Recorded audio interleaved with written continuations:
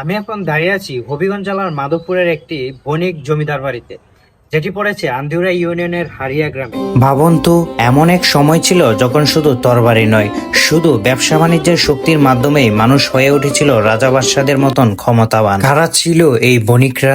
কিভাবে তারা এত ক্ষমতার মালিক হলো?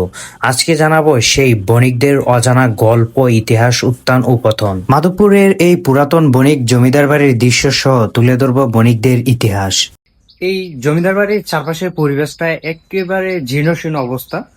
গাছপালায় ঢেকে গেছে পুরো দেয়াল, মানে দেয়াল দেখাই যাচ্ছে না এমন একটা অবস্থা। পুরাই ঘন জঙ্গল হয়ে গেছে।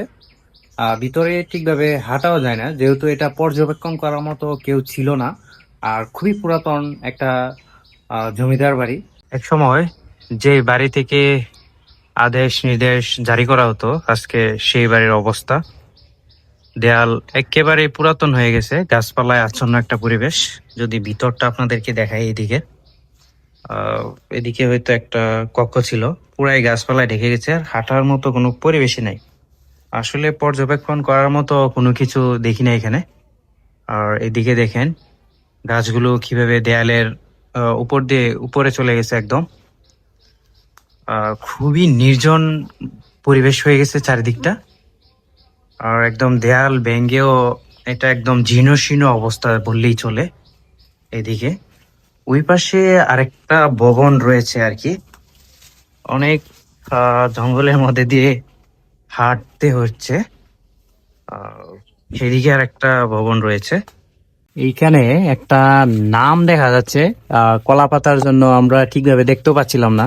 নামগুলো স্পষ্ট দেখা না গেলেও একটি নাম শুধু স্পষ্ট দেখা যাচ্ছে, সেটি হচ্ছে অশ্বিনী কুমার বণিক। বর্তমানে জমিদার বাড়িটি পরিত্যক্ত হলেও এইখানে থাকে শুধুমাত্র দুইটি পরিবার। তবে এই জমিদার বাড়ির পরবর্তী প্রজন্মের নাম এই চার্টে দেওয়া আছে। এই বাড়ির জমিদারি ইতিহাসে গোপালরাম বণিক থেকে শুরু করে কৃষ্ণচরণ বণিক পর্যন্ত এবং অশ্বিনী কুমার বণিক ও রোহিণী বণিক পর্যন্ত শুরু করে আরো অনেকের নাম পাওয়া যায়। এই চার্টে নাম আছে এমন কেউ যদি আমার ভিডিওটি দেখে থাকেন, তাহলে কমেন্ট করে অবশ্যই আপনার নামটি জানিয়ে যাবেন। বর্তমান সময়ে এখানে মাত্র দুটি পরিবার থাকলেও জানা যায় বাকি প্রজন্মের সবাই বাংলাদেশের বিভিন্ন প্রান্তে সহ ভারতে ও দেশের বাহিরে রয়েছে।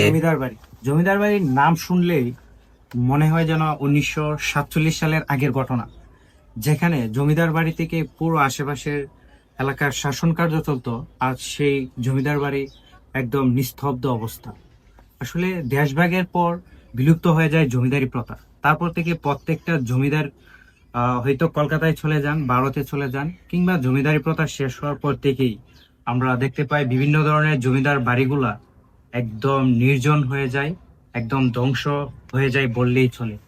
আর এখানে দেখেন, যে জমিদার বাড়ি এক সময় ছিল আকর্ষণীয় একটা জায়গা, সেই জায়গাটা এখন হয়ে উঠেছে একটা ধ্বংসস্তূপ। তাছাড়া এখানে নির্জন পরিবেশটা একেবারে নীরব, শুধু দাঁড়িয়ে আছে ইতিহাসের সাক্ষী হয়ে পুরনো দেয়াল। এখানে দেখা যাচ্ছে যে লাকড়ি রাখা হয়েছে, আর এইদিকেও রয়েছে। আর একদিকে মেঘলা আকাশ, খুবই মেঘাচ্ছন্ন দিনে এসেছি, হয়তো জ্বরের কবলে পড়ে যেতে পারি। আর এদিকেও লাকড়ি রাখা রয়েছে, আর এই পাশেও রুম দেখা যাচ্ছে, একটা কক্ষ, খুবই অন্ধকার। কিছুই দেখা যায় না, শুধুই লাকড়ি। অনেক ভয়ও থাকে এখানে, সাপের কিংবা অন্য কোনো প্রাণীর। প্রাচীনকাল থেকেই বাংলা ছিল ব্যবসা বাণিজ্যের এক গুরুত্বপূর্ণ প্রাণকেন্দ্র। সময়ের সঙ্গে সঙ্গে অনেক বণিক ব্যবসা বাণিজ্যের মাধ্যমে বিপুল সম্পদের মালিক হন। ব্যবসা থেকে অর্জিত সম্পদ তাদের শুধু ধনীই করেনি, সমাজ ও প্রশাসনের উপর প্রভাব বিস্তার করার সুযোগ করে দিয়েছিল। বণিকরা মূলত ছিলেন ব্যবসায়িক। বণিকদের এই উত্থান প্রমাণ করে যে অর্থনৈতিক শক্তি একসময় রাজনৈতিক শক্তিতে রূপ নিতে পারে। ধারণা করা হচ্ছে যে এই গোপন কক্ষে স্বর্ণ অলংকার বা কোনো গুপ্তধন বা জমিদারির কোনো সংরক্ষিত জিনিস, মূল্যবান জিনিস এখানে রাখা হতো। দিয়ে উপরে বেয়ে উঠছি ছাদে যাওয়ার জন্য, মনে হয় না ছাদে যেতে পারবো, কারণ যেই ঘন জঙ্গল, একেবারে খাড়া সিঁড়ি উঠতেই অবস্থা খারাপ হয়ে যাচ্ছে। যেই জায়গাটা ছিল একসময় জাকজমাট ও ঐশ্বর্যের প্রতীক, আজ সেখানে ভাঙা দেয়াল, আগাছাই ঢেকে গেছে ছাদ ও পুরো দেয়াল। এই জমিদার বাড়ির দুই পাশে রয়েছে দুটি বড় বড় পুকুর সহ একটি পুরাতন মন্দির। এই ভিডিওটি যদি ভালো লেগে থাকে তাহলে শুধু দেখেই চলে যাবেন না, আপনার একটি লাইক আমাকে অনুপ্রাণিত করবে। যদি আপনার এলাকায় এরকম পুরাতন স্থাপনা কিংবা জমিদার বাড়ি থেকে থাকে তাহলে কমেন্ট করে জানাবেন, তাহলে হতে পারে পরবর্তী গন্তব্য সেই জায়গাটি। আর হ্যাঁ, যদি মনে করেন এই ইতিহাস অন্যদেরও জানা দরকার তাহলে ভিডিওটি শেয়ার করে রাখতে পারেন।